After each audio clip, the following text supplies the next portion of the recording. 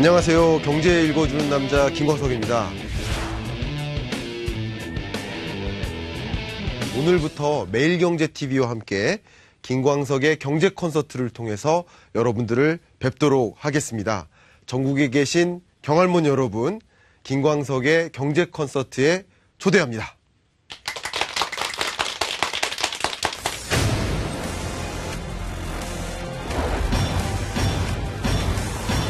경제를 보고 살아요.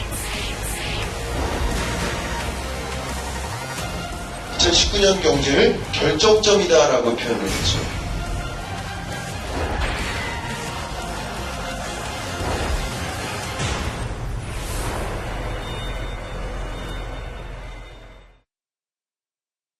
자, 경제를 전망한다는 이야기를 많이 합니다. 많이들 관심 갖고 계시고요.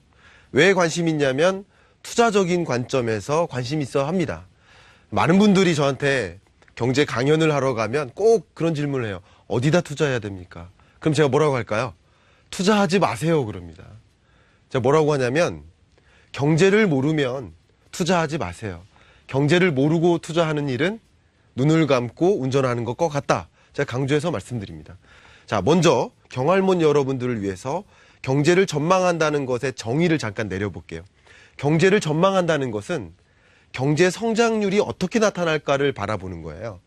그럼 앞으로 2019년에는, 2020년에는 경제 성장률, 세계의 경제 성장률이 어떻게 나올지를 전망하는 겁니다. 그럼 경제 성장률은 뭐냐? 경제 성장률은 자, 이렇게 설명할 수 있습니다.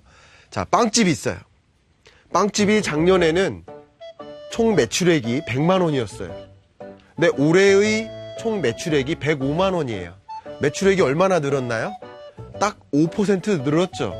이게 경제 성장률입니다. 빵집의 경제 성장률. 그러면 세계의 총 생산액이 얼마나 늘었는지 이게 세계 경제 성장률이고 한국 경제의 총 생산액이 얼마나 늘었는지가 세계 경제 성장률이다. 그런 관점에서 경제 성장률을 지금부터 설명드리는 그런 시간을 가져보도록 하겠습니다. 제가 좀 자연스럽게 몇 가지 말씀을 드리려고 하는데요. 먼저 2018년의 경제는 제가 2017년 당시에 2018년을 전망할 때는 변곡점이라고 표현을 했었습니다. 이렇게 될지 잘 모르는, 경제가 상승할지 아니면 하강할지 잘 모르는 시점. 그래서 변곡점이라고 했어요. 근데 2018년 지금에는, 그리고 2019년을 전망할 때는 뭐라고 했냐면 결정점이라고 표현했습니다. 뭐냐면 룰렛을 던졌어요. 근데 룰렛이 돌아가고 있는데 룰렛의 주사위를 던지는 시점, 이게 변곡점, 2018년의 모습이다. 근데 2019년은 뭐냐면 룰렛의 주사위가 떨어졌어요. 떨어졌는데 안 좋은 지점에 떨어졌어요. 그래서 2019년은 안 좋은 점, 그러니까 하강 국면이 명확해지는 시점, 그래서 결정점이라고 표현했습니다. 그래서 2019년 세계 경제의 운명을 지금부터 들여다보는 그런 시간을 가져보는 겁니다.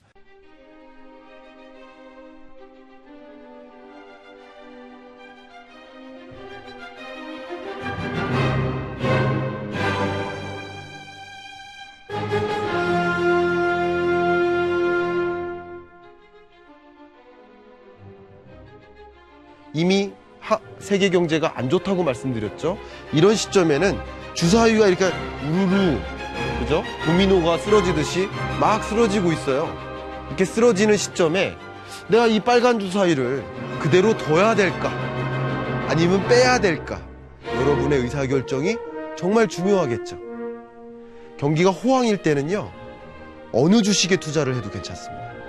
제가 좀 과감하게 말씀드리면 부동산 경기가 호황일 때는 아무 집이나 사도 되는 거예요. 근데 경기가 하강 국면이 확실시되는 시점에는 우리가 어떤 종목을 살지, 어떤 집을 살지를 고민하는데 많은 시간을 들여야 됩니다. 그만큼 여러분의 의사결정이 매우 중요하다 해서 2019년은 또 역시 결정점이다. 제가 한번 질문 드려보겠습니다. 시청자 여러분들도 한번 답변해 보세요. 우리가 2018년 동안 한 길로 쭉 저랑 같이 쭉 달려왔어요. 근데 지금부터 2019년을 맞이하면서 여러분들이 두 갈래 길로 나뉘어져 있는 길 중에 하나를 선택해야 됩니다. 자, 선택해야 됩니다. 자, 한번 손 들어보세요. 시청자 여러분들, 방청객 여러분들도 손 들어보세요. 나는 왼쪽 길로 가겠다. 손 들어보세요. 네, 나는 오른쪽 길로 가겠다. 손 들어보세요. 자, 좋습니다. 지금 이렇게 손을 들었는데 이 나의 결정이 좋은지 나쁜지를 알려면 어떻게 해야 될까요? 가봐야 됩니다. 그렇죠? 근데 가보고 내가 이 길을 잘 선택했어, 못 선택했어를 나중에 아는 것은 이미 늦은 거죠. 그럼 어떻게 해야 됩니까? 이 길 끝에 뭐가 펼쳐져 있는지를 먼저 들여다봐야 되겠다. 먼저 들여다보는 것이 바로 경제 전망입니다. 이 길 끝에 뭐가 펼쳐져 있는지를 정확히 들여다보고 내가 적절한 의사결정을 해야겠다. 적절한 투자 의사결정을 해야겠다. 그런 관점에서 세계 경제 전망은 우리의 투자에 있어서 굉장히 중요한 나침판 역할을 하는 것이다 라고 강조해 드립니다. 자, 그러면 지금부터 세계 경제의 동향을 좀 살펴보도록 하겠습니다. IMF가 발표한 세계 경제 전망 내용을 들여다보면 보시는 것처럼 어때요? 세계 경제가 3.7, 3.7, 3.7 성장률이 어때요? 지지부진합니다. 더 중요한 것은 이 3.7이라는 숫자는요, 지난 10월에 전망했던 숫자예요. 그런데 IMF가 지난 4월에 2018년 4월에 전망했을 때는 3.9로 전망했어요. 낮춰잡았죠. 이걸 조금 어려운 표현으로 하향 조정했다 이렇게 합니다. 근데 이 하향 조정한 근거가 뭐예요? 선진국을 조정한 거예요? 신흥국을 조정한 거예요? 신흥국을 조정했습니다. 신흥국의 조정폭이 굉장히 크다. 그래서 미리 말씀드리면 2019년 경제의 주인공은 누구다? 신흥국이다. 그래서 신흥국 경제의 어떤 위기 가능성 이런 것을 적극적으로 진단할 필요가 있다. 이 김광석의 경제 콘서트를 통해서 신흥국의 위기 가능성 이런 것을 매주 저랑 함께 진단해보고 하는 시간을 가졌으면 좋겠습니다. 자, 그러면 주요 투자은행들이 세계 경제가 어떻게 흘러갈지를 최근에 또 전망을 했는데요. 저는 이 투자은행의 전망치를 굉장히 좋아합니다. 왜냐하면 매월 전망치를 확인할 수 있고요. IMF 같은 경우는 1년에 한 4차례 정도 전망치를 발표하는데 세계 투자은행들은 계속 수시로 발표를 해요. 아주 유명한 투자은행이 누구예요? 골드만삭스라든가 바클레이스, JP모건 이런 투자은행들이죠. 저는 이 투자은행들의 세계 경제 성장률 전망치를 평균합니다. 그 평균한 것이 상당히 합리적이다. 믿고 가는 거예요. 근데 세계 경제가 어떻다고 그래요? 3.8, 2019년은 3.6, 2020년은 3.5. 세계 경제 성장률이 어떻게 되고 있습니까? 하향 국면에 처해 있습니다. 세계 경제 성장률이 이렇게 하락하고 있는 국면에 처해 있다. 자, 그러면 미국 경제를 좀 들여다보겠습니다. 세계 경제에 가장 큰 영향을 미치는 미국 경제. 자, 미국 경제는요, 역시 이 주요 투자은행들이 어떻게 전망했냐면 18년 4분기 2.5를 찍고 19년부터 하락하는 국면이 명확한데 연간 지표로 볼게요. 연간. 보면 2.9, 2.5, 1.8 어떻게 되고 있습니까? 미국 경제마저도 사실 미국 경제는 2019년까지는 2%대 중반 이상을 기록하는 뭐예요? 견조한 성장세를 유지하는 겁니다. 나름의 견조한 성장세를 유지하는데 이제 2020년부터는 2%대마저 깨지는 1%대로 전환됩니다. 그렇기 때문에 미국이 기준금리를 열심히 인상하려는 계획이 있었다가 기준금리 인상 속도를 더디게 만든 겁니다. 미국 경제가 충분히 회복되었기 때문에 상승 국면에 있기 때문에 금리를 인상해 왔는데 2020년 정도부터는 하락하는 국면이 명확하구나 하기 때문에 금리 인상 속도를 이제 좀 더디게 만드는 거예요. 왜냐하면 금리 인상은 뭐기 때문에 경기 부양을 위한 수단이죠. 금리를 인하하면 경기가 부양되죠. 경기가 다 부양됐으니까 금리를 인상하는 겁니다. 근데 금리 인상 속도를 다시 낮춘다. 금리를 인상 안 한다.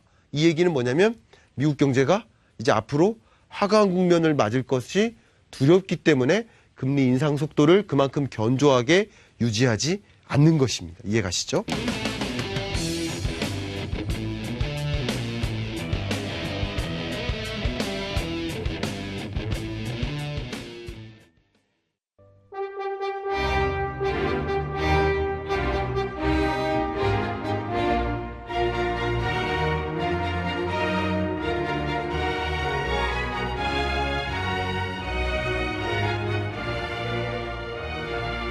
중국 경제 성장률은 한때는 14%대의 성장률을 기록한 적이 있어요. 굉장히 높죠.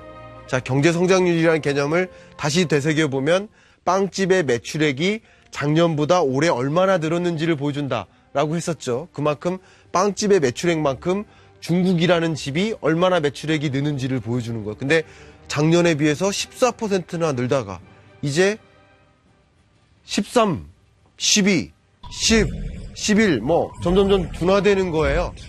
중국의 경제 성장 속도가 둔화되는 것이다. 중국의 경제 성장 속도가 이렇게 점차 둔화되고 있는데 재밌는 일, 제 중국 관점에서 정말 우리가 꼭 알아야 될 일 한 가지, 제가 중국 경제를 뭐라고 표현했냐면 회색 코뿔소라고 비유를 했었습니다. 회색 코뿔소는 원래 코뿔소가 무슨 색이에요? 원래 회색이에요. 근데 회색 코뿔소가 나타나요.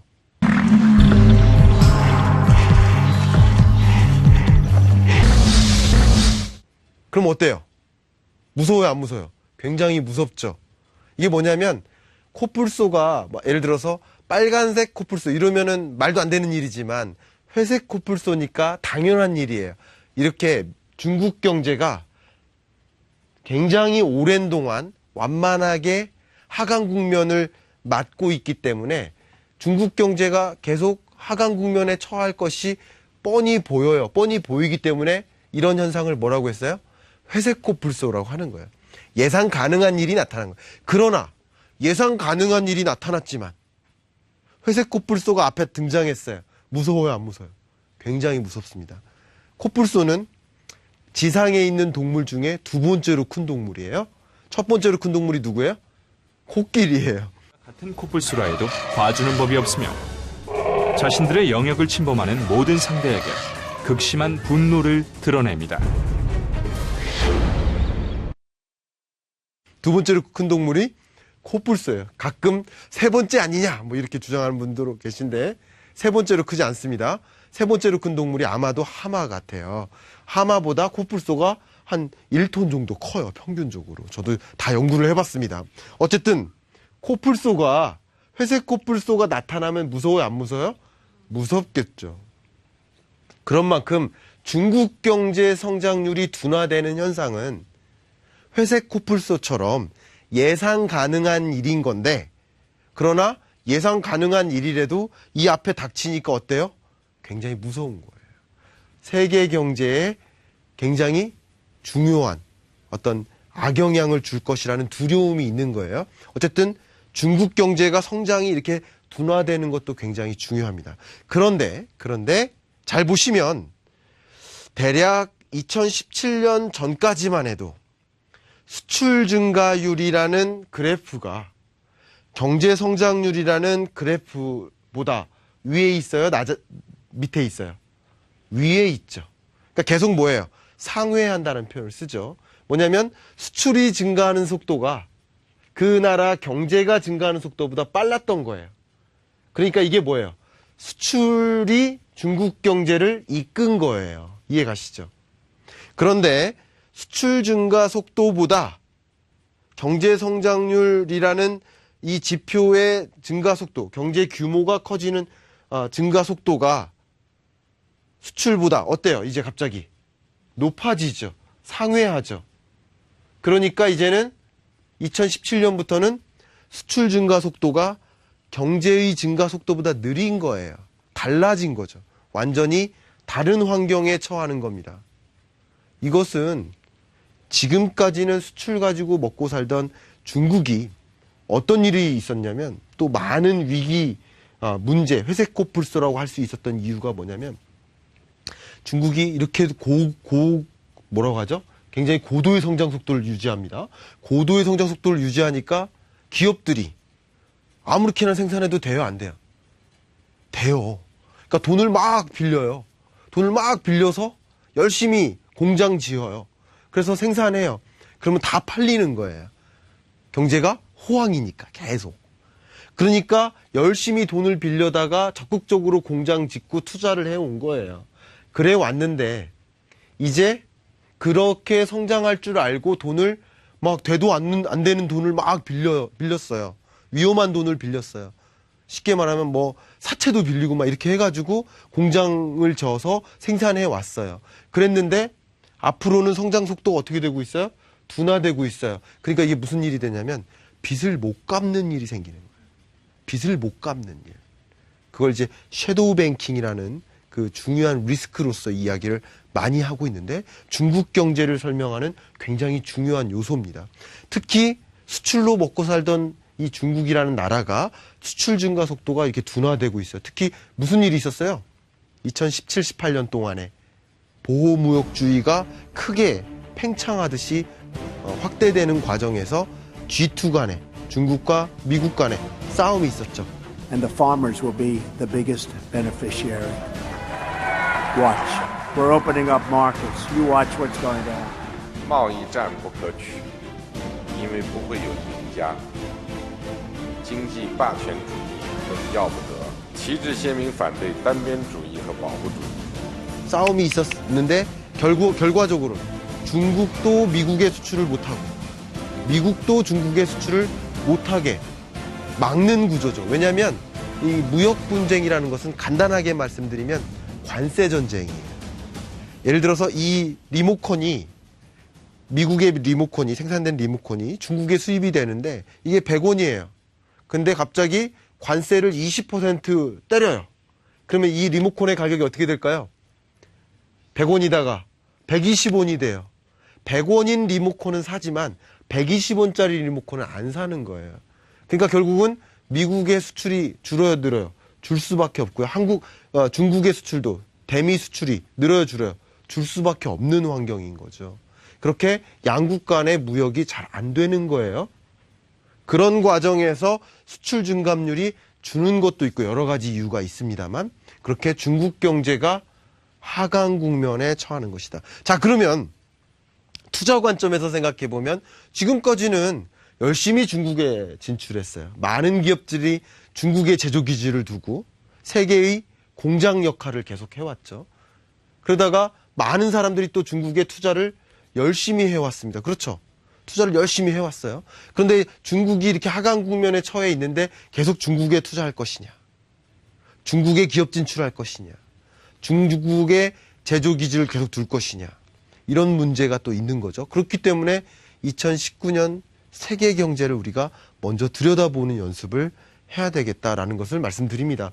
그런데 중국뿐만 아니라 여러 신흥국들이 위기에 처한 이유는 미국이 2018, 19년 동안에 고도의 성장 속도를 나름대로 유지하다 보니까 미국이 이제 어떻게 된 거예요? 성장이 됐으니까 금리를 이제 인상하기 시작하는 겁니다. 금리란, 자, 한번 따라해 보세요. 금리란 돈의 가치. 예. 그리고 또 따라해 보세요. 물가란 물건의 가치. 예, 이렇게 외우세요. 자, 그러면 물가와 금리는 역행한다. 한번 따라해 보세요. 물가와 금리는 역행한다. 이게 굉장히 중요한 팩트입니다. 한번 말씀드려 볼게요. 제가 작년에 커피를 한 잔 샀는데 작년에는 이 커피 한 잔이 1,000원이었어요. 근데 올해 또 커피를 한 잔 사러 왔는데 이 커피가 2,000원이에요. 그러면 이 커피의 가치는 어떻게 된 거예요? 2배로 올라갔죠. 물가가 오른 거예요. 그동안 제가 갖고 있던 돈의 가치는 어떻게 된 거예요? 떨어졌죠. 떨어진 겁니다. 왜? 작년에는 1,000원만 주고도 이 커피를 샀는데 올해는 2,000원이나 줘야 이 커피를 사니까 제가 갖고 있던 돈의 가치는 떨어진 겁니다. 그렇죠? 그러니까 다시 말해서 금리와 물가는 역행한다. 여기서 물가는요, 돈 주고 살 수 있는 모든 것입니다. 그러니까 우리가 투자 관점에서 생각해 보면 은행에 돈을 넣는 건 금리인데 은행에 돈을 넣는 게 아닌 다른 모든 투자처는 물가의 개념 하에 있다 이렇게 생각하셔도 좋죠. 다시 말하면 대표적으로 돈 주고 뭘 사요? 부동산을 사죠. 돈 주고 뭘 사요? 주식을 사죠. 그러니까 금리와 물가는 역행한다라는 이 팩트는 굉장히 중요합니다. 미국이 기준금리를 인상해요. 한국이 기준금리를 인상해요. 그러면 반드시 그날, 그 다음날 가치가 어떻게 돼요? 주가가 폭락합니다. 그러니까 금리가 초저금리에서 고금리로 전환되는 과정에서는 부동산 가치도 떨어지는 것이 맞는 거죠. 이해 가셨죠? 그런데 미국이 금리를 인상해 왔죠. 2017년, 18년 세 차례, 네 차례. 그렇게 금리를 빠른 속도로 인상해 오는 동안 다른 신흥국들은 중국은 좋아야 나빠야 경제가 안 좋죠. 그럼 같이 금리를 인상할 수 있어요, 없어요? 없어요. 그러니까 미국이 금리를 인상해 오는 동안 중국은 같이 금리를 인상할 수 없는 겁니다. 그러니까 미국 돈의 가치와 중국 돈의 가치가 벌어지는 거예요. 벌어지니까 중국에 투자했던 외국인 자금이 그대로 중국에 투자한 채로 둘 수 있어요, 없어요? 없어요. 빼는 거예요. 외국인 자금의 이탈이 벌어지는 겁니다. 그런데 반대로 대표적인 나라 하나만 소개하겠습니다. 인도입니다. 인도의 경제 성장률은 어때요? 보시는 것처럼 7%대를 유지하고 있습니다. 어마어마한 속도입니다. 오히려 성장 속도가 올라가고 있어요. 인도라는 나라는 세계 인구에서 몇 위예요? 중국 다음 2위예요. 근데 유로모니터 전망에 따르면 인도의 인구 증가 속도가 중국의 인구 증가 속도보다 더 빠르기 때문에 2030년 되면 인구가 역전된다고 봅니다. 세계의 중요한 시장이 되는 거죠. 이렇게 인도와 함께 그 밖에 여러 투자 가능한 대상국들을 찾는 노력 필요하겠죠. 그렇지 않겠습니까? 그런 관점에서 이제 신흥국들은 저점에 처했다라는 그런 조사 결과가 있습니다. 이미 엊그저께 발표했던 월드뱅크의 세계경제 전망치를 보면 신흥국의 경우에는 2019년이 저점이고요. 19년 이후에는 상승 국면으로 전환됩니다. 상승 국면으로 전환될 때 물론 이런 나라들은 크게 기지개를 못 피지만 어떤 신흥국들은 굉장히 크게 기지개를 편다는 거죠. 어떤 신흥국들이 투자 유망한 나라일지를 들여다보는 것은 굉장히 중요하겠죠.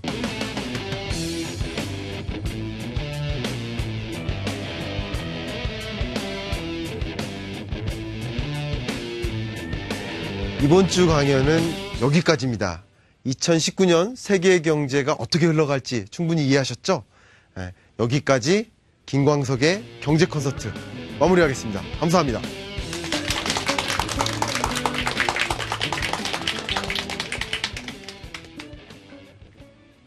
본 방송은 투자 판단을 위한 조언일 뿐 투자 결정과 결과에 대한 책임은 투자자 개개인에게 있음을 알려드립니다.